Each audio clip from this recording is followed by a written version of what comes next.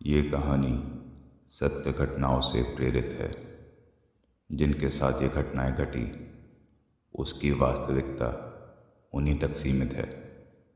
भूत प्रेतों और असामान्य विषयों के होने पर चैनल कोई दावा नहीं करता और ना ही प्रोत्साहन करता है।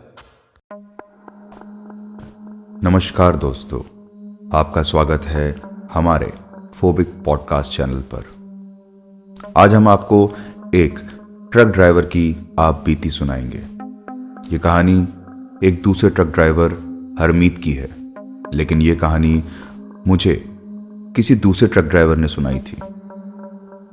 इसकी वजह आप कहानी के अंत में जान जाएंगे। तो बिना किसी देरी के आइए शुरुआत करते हैं इस डरावनी कहानी की।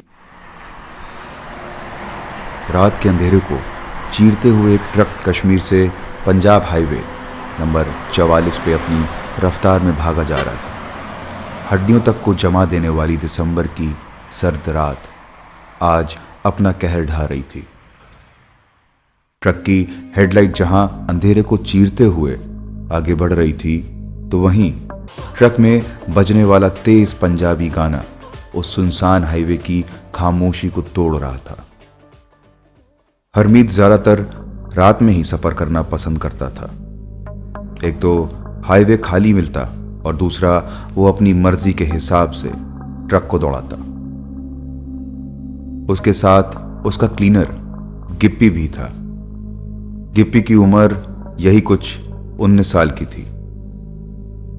ऐसे खाली और वीरान हाईवे पे आधी रात के बाद लूटपाट आम बात थी, लेकिन हरमीत किसी से नहीं डरता था। उसने अपनी ट्रक ड्राइवरी की जिंदगी में ना जाने कितने लुटेरों को मार भगाया था। गिप्पी कंबल ओढ़े बगल में सो रहा था और हरमीत फुल स्पीड में ट्रक को भगाया जा रहा था। उसका ट्रक पूरा खाली था क्योंकि वो चंडीगढ़ से माल श्रीनगर छोड़ने गया था और वापसी में उसने कोई बुकिंग नहीं ली थी।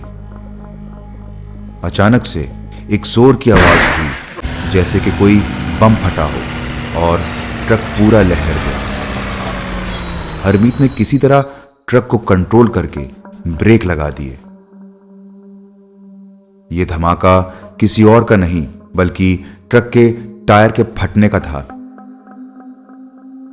धमाका और गाड़ी के कंट्रोल में ना होने की वजह से गिप्पी भी उठ बैठा था। आधी नींद और डर में गिप्पी बोला, क्या हुआ उस्ताद? ये आवाज कैसी थी? एक्सीडेंट हो गया क्या? ओए शुभ शुभ बोल खोते, एक्सीडेंट नहीं, ट्रक का टायर फट गया है। चल उतर नीचे और टायर बदलने में मेरी मदद कर। हरमीत गिप्पी को थोड़ा डांटते हुए बोला।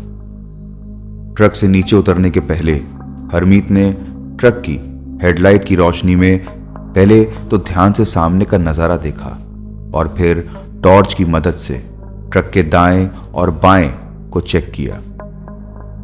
हरमीत ये चेक करना चाह रहा था कि कहीं कोई लुटेरा तो नहीं है और उन्होंने हमको लूटने के इरादे से ट्रक को पंक्चर कर दिया हो। जब हरमीत पूरी तरह से आश्वस्त हो गया, तब उसने गिप्पी को नीचे उतरने का इशारा दे खुद भी नीचे उतर आया। नीचे उतरने पर हरमीत और गिप्पी दोनों को ठंडी हवा अंदर तक हिला गई। हरमीत ने तुरंत टूल बॉक्स खोला और गिप्पी को बोला, जल्दी जल्दी टायर चेंज कर ले लड़के, वरना हमारी कुल्फी यहीं जम जानी है। गिप्पी ने भी हरमीत की मदद कर जल्दी से ट्रक का टायर बदल दिया। ट्रक कुछ 30 मिनट बाद अपनी रफ्तार पे फिर से NH-44 पे भाग रहा था। कुछ 1 घंटे बाद वो बनिहाल पहुंच गए। बनिहाल का रेलवे स्टेशन हाईवे से बहुत ही करीब होने की वजह से रात में ट्रेन के इंजन की आवाज हर तरफ गूंज रही थी। हाईवे पे ही एक बस स्टॉप था और हरमीत ने दूर से देखा कि लाल जोड़े में एक औरत उस बस स्टॉप पे खड़ी थी। हरमीत गिप्पी की तरफ मुस्कुराते हुए बोला, ओए देख ले पापे, कुड़ी खड़ी है, लगता है अपने ब्याह से भाग गई है। गिप्पी ने बोला, उस्ताद जी, कुड़ी का मतलब खतरा, परेशानी और टेंशन। खुद को देख लो, भाभी के डर से इधर उधर ट्रक चलाते रहते हो। हरमीत ने बोला, बहुत नॉटी हो रहा है गिप्पी, चल तेरी बात मान लेते हैं, गड्डी नहीं रुकेगी। ये कहते हरमीत ने ट्रक की स्पीड बढ़ा दी।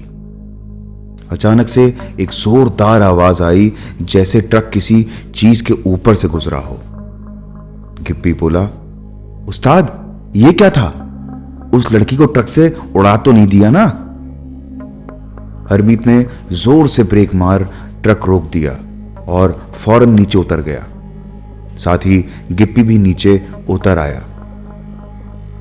दोनों ट्रक के ऊपर नीचे आगे पीछे सब जगह देख लिया, लेकिन कुछ नहीं था। हरमीत और गिप्पी दोनों एक दूसरे की शक्ल देखे जा रहे थे। फिर हरमीत गिप्पी से बोला, एक काम कर, थोड़ा पीछे जाके देख कि वहां कोई जानवर या कुछ तो नहीं मरा पड़ा कि अपनी गड्डी के नीचे आ गया हो। यह कह के हरमीत ट्रक में जाके बैठ गया। कुछ 10 मिनट गुजर गए होंगे, लेकिन गिप्पी वापस नहीं आया। हरमीत ने अपनी सीट के नीचे से एक रॉड निकाली और ट्रक के नीचे उतर के गिप्पी को आवाज लगाई, गिप्पी, ओए गिप्पी, ओए कहां मर गया खोते? अचानक से गिप्पी के चिल्लाने की आवाज आई। हरमीत अपने हाथ में रॉड पकड़े आवाज की तरफ भागा।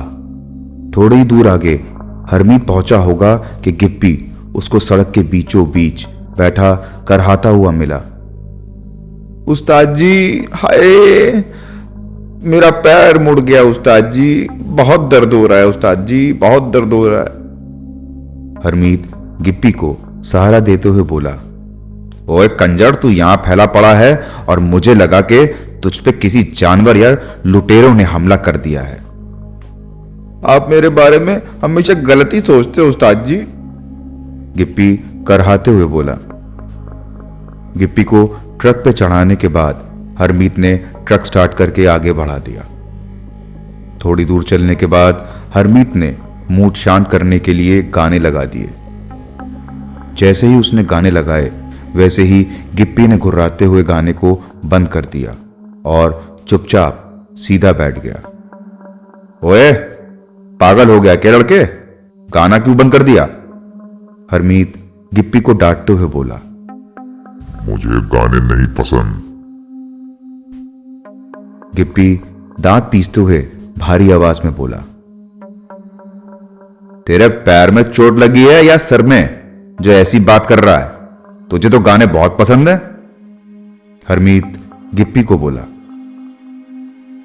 हरमीत का इतना कहना था कि गिप्पी ने सीट के नीचे रखा एक चाकू निकाला और हरमीत पे हमला कर दिया। हरमीत इस चीज के लिए तैयार नहीं था। उसने किसी तरह अपने बाएं हाथ से गिप्पी के हाथों को पकड़ लिया और स्टीयरिंग संभालते हुए ट्रक को रोक दिया। ना जाने गिप्पी के अंदर इतनी ताकत कहां से आ गई थी कि उसने हरमीत से अपना हाथ छुड़ाया और चाकू सीधा हरमीत के बाईं जांघ में जा घुसा। दर्द के मारे हरमीत की चीख निकल गई। वो किसी तरह ट्रक का दरवाजा खोल के नीचे उतर गया। हरमीत को समझते देर न लगी कि कुछ ना कुछ गड़बड़ है और जो उसके साथ है वो गिप्पी नहीं, कोई और ही है। हरमीत अपने पैर को पकड़े झाड़ियों की ओर भागा। भागते हुए उसको अपने पीछे किसी औरत के गुर्राने की आवाज सुनाई दे रही थी। वो अपने दर्द को भुला के बस जंगल के अंदर भागता ही जा रहा था। हरमीत को एक बड़ा सा पेड़ दिखा और वो उसके पीछे जाके झाड़ियों में सांस रोक के बैठ गया। उसको थोड़ी देर तक किसी के गुर्राने की आवाज आई, लेकिन थोड़ी ही देर में चारों तरफ एक गहरी खामोशी छा गई। हरमीत को उन झाड़ियों में छुपे कुछ आधा घंटा बीत गया होगा और अचानक से उसने अपने ट्रक का हॉर्न सुनाई दिया। हॉर्न लगातार बजा जा रहा था और कुछ देर बाद ट्रक के इंजन के स्टार्ट होने की आवाज़ आई और फिर वही चारों तरफ जंगल की खामोशी। हरमीत ने सोचा कि ज़रूर कोई उसका ट्रक चुरा के भाग गया है, लेकिन जो उसके साथ ट्रक में हुआ, गिप्पी की बदली हुई आवाज़ और उसके ऊपर उसका हमला करना, ये बात हरमीत को परेशान करे जा रही थी। चाकू हरमीत की जांघ में कुछ ही सेंटीमीटर घुसा था तो हरमीत ने उस चाकू को निकाला और उस जगह को अपने कुर्ते को फाड़ के पट्टी से बांध दिया। हरमीत बड़ी मुश्किल से वापस हाईवे पे पहुंचा। वो हाईवे के साथ साथ साइड में कच्चे रास्ते पे आगे चलता गया। बेतहाशा ठंड और उसकी जांघ में हुआ वो जख्म अपना असर दिखाने लगे थे। उसको बेहोशी छाने लगी थी, लेकिन वो किसी तरह हिम्मत करके आगे चलता गया।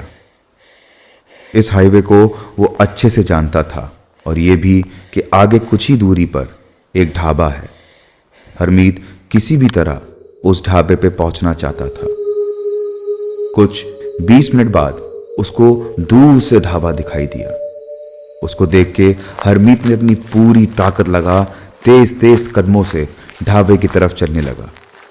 वो जैसे ही ढाबे के पास पहुंचा तो उसको अपना ट्रक वहीं खड़ा दिखा। इसके पहले उसको कुछ और समझ आता, वो वहीं बेहोश होके गिर पड़ा। बेहोश होते हुए हरमीत को कुछ लोग उसकी तरफ दौड़ के आते दिखे। उस्ताद, उस्ताद, तुम ठीक तो हो उस्ताद? हरमीत की आंखें धीरे से खुली तो उसने गिप्पी को अपने सामने देखा। उसको देखते ही हरमीत उठ बैठा और लगभग रोते हुए बोला, मुझे छोड़ दो, मुझे नहीं मारो, मैंने तुम्हारा क्या बिगाड़ा है? उस्ताद, होश में आओ, ये मैं हूं गिप्पी। गिप्पी हरमीत को कंधों से पकड़ हिलाते हुए बोला। हरमीत थोड़ा होश में आते हुए बोला, गिप्पी, ये तू है? सच बता, ये तू ही है ना? हाँ उस्ताद, ये मैं ही हूं, गिप्पी। गिप्पी ने हरमीत से बोला, आप मुझे वहां बीच हाईवे पे छोड़ के किसी के साथ भाग गए थे। मैं आवाज देता रहा लेकिन आपने ट्रक नहीं रोका। लेकिन तुझे तो चोट लगी थी ना, और मैं तुझे सहारा दे के ट्रक में ले आया था और फिर तूने मुझ पे चाकू से हमला किया गिप्पी। हरमीत चौंकते हुए बोला, चोट लगी थी और मुझे? उस्ताद, आपने कोई नशा तो नहीं कर लिया?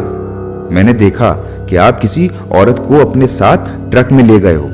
मैंने सोचा कि आपका उस औरत पे दिल आ गया है तो कुछ बोला नहीं, लेकिन जब आपने ट्रक स्टार्ट कर आगे बढ़ गए तो मैं चिल्लाता हुआ ट्रक के पीछे भागा, लेकिन आपने मेरी एक नहीं सुनी और ट्रक लेके चले गए। मैं ही जानता हूं कि कैसे मैंने पीछे से आते हुए ट्रक से लिफ्ट ली और रास्ते पे जब आपका ट्रक देखा तो वहीं उतर गया।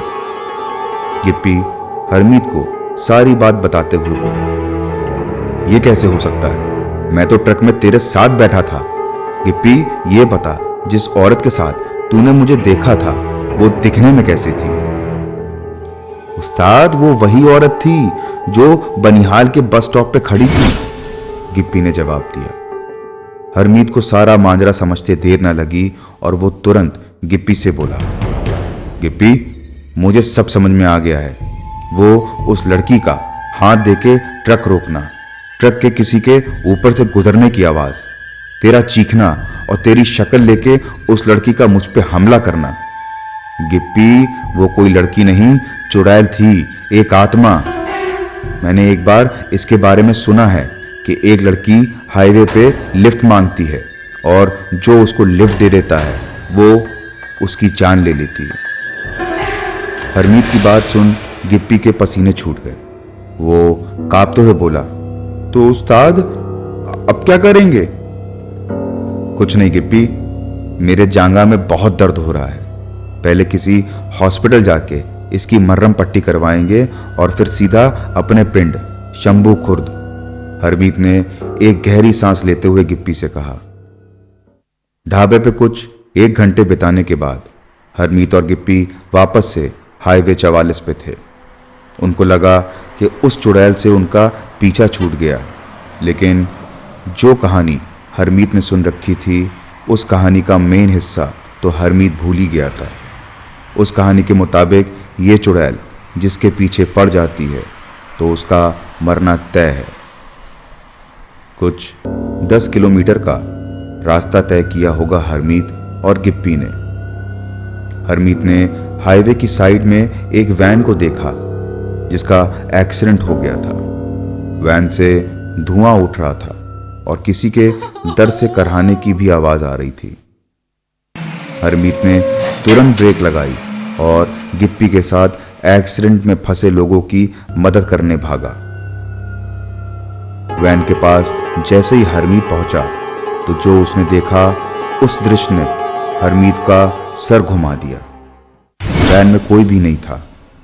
हरमीत ने आसपास की झाड़ियों में देखा, लेकिन वहां पे भी उसको कोई नहीं मिला। हरमीत गिप्पी से बोला, गिप्पी जल्दी वापस ट्रक में चल, यहां कुछ है, ये सब छलावा है। हरमीत और गिप्पी जितनी तेजी से वैन की तरफ आए थे वो उसकी दुगनी स्पीड से ट्रक की ओर भागे। ट्रक में बैठते ही हरमीत ने ट्रक पूरी स्पीड से दौड़ा दिया। कुछ मिनट बाद गहरी सांस लेते हुए हरमीत गिप्पी से बोला, गिप्पी ये सब क्या हो रहा है आज हमारे साथ? पहले वो बस स्टॉप पे लड़की, फिर उस चुड़ैल का मुझ पे हमला करना और फिर ये वैन का एक्सीडेंट जिसमें कोई नहीं था। पता नहीं उस्ताद, मुझे तो बहुत डर लग रहा है। अब बस किसी तरह मुझे घर ले चलो। गिप्पी ने डरते हुए हरमीत से कहा।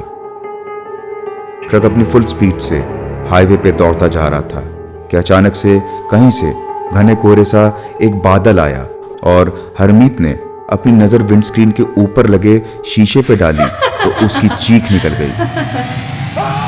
उसके पीछे वही बस स्टॉप वाली चुड़ैल बैठी थी। चीखते हुए जैसे ही हरमीत ने अपना सर पीछे घुमाया तो उस चुड़ैल ने हरमीत पे झपट्टा मार अपने दांत उसके गले में धंसा दिए। हरमीत का स्टीयरिंग से कंट्रोल छूट गया और ट्रक सीधा एक पेड़ से जाके टकरा गया। हरमीत का आधा लहूलुहान शरीर ट्रक की टूटी हुई विंडशील्ड से बाहर लटक रहा था और आधा नीचे का शरीर ट्रक की स्टीयरिंग में फंस गया था। इसी बीच गिप्पी ने जब उस चुड़ैल को हरमीत पे हमला करते हुए देखा तो वो डर के मारे चलती हुई ट्रक से कूद गया। और बाबूजी, बस मैं किसी तरह पास के पुलिस स्टेशन पहुंचा और एक्सीडेंट की जानकारी दी। मैं जानता था कि जो मेरे और उस्ताद के साथ हुआ उस पे कोई भी भरोसा नहीं करेगा। उस्ताद की मौत को एक्सीडेंटल डेथ करार दिया गया और उस दिन के बाद से मैं कभी भी पंजाब कश्मीर हाईवे नंबर 44 पे नहीं गया। गिप्पी ने मुझसे कहा और ये कह के गिप्पी उठा और अपने क्लीनर को आवाज लगाते हुए बोला, ओए हरमीत, चलें या यहीं घर बसाने का इरादा है तेरा? मैं बस गिप्पी के ट्रक को जाते हुए देखता रहा जिसके पीछे लिखा था, फिर मिलेंगे चलते चलते। तो यह थी हमारी आज की कहानी, जो खुद मुझे आज से 2 साल पहले दिल्ली से जयपुर जाते वक्त गिप्पी ने एक ढाबे पे सुनाई थी। ये कहानी कितनी सच्ची है या कितनी झूठी मुझे नहीं पता, लेकिन जब मैंने गूगल पे चेक किया तो वो बस स्टॉप और हरमीत के गांव का नाम दोनों मिल गए। उम्मीद करता हूं कि आपको ये कहानी पसंद आई होगी। अगर आपको ये कहानी पसंद आई है तो इसे लाइक करें, अपने दोस्तों के साथ शेयर करें और हमारे चैनल को सब्सक्राइब करना ना भूलें ताकि आप हमारी कहानियों से जुड़े रहें। हम जानते हैं कि डरावनी कहानियों का मज़ा साथी और दोस्तों के साथ मिलता है, इसलिए इसे शेयर करना ना भूलें। और अगर आपके साथ भी ऐसा कोई अनुभव हुआ हो तो लिख भेजिए अपनी कहानी हमारे इंस्टाग्राम हैंडल पे या ईमेल पर। तब तक के लिए ध्यान रखें कि डर सिर्फ कहानियों में होता है, असल जिंदगी में नहीं। शुभ रात्रि।